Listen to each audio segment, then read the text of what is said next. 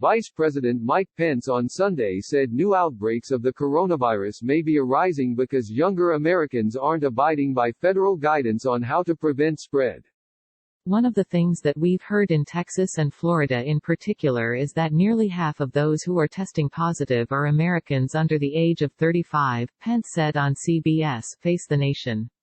What is happening here is a combination of increased testing. We're able to test a great deal more Americans than we were able to several months ago, but it also may be indication that as we're opening our economy up, that younger Americans have been congregating in ways that may have disregarded the guidance that we gave on the federal level for all the phases of reopening, he added. Pence said people should wear masks whenever social distancing is not possible and wherever it is indicated by state or local authorities.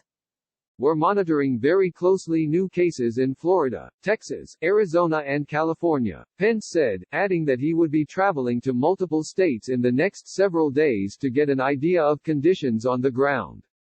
Pence also said the United States is now better able to deal with the pandemic. What the American people should know is that because of the leadership that President Trump has provided, because of the extraordinary innovation that we have brought to this task, we're in a much better place to respond to these outbreaks than we were 4 months ago, he said. I mean, today we are now testing 500,000 Americans a day.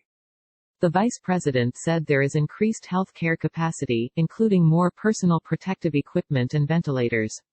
He also defended the federal government's deference to the states, which some have faulted because it led to a patchwork quilt of rules and regulations.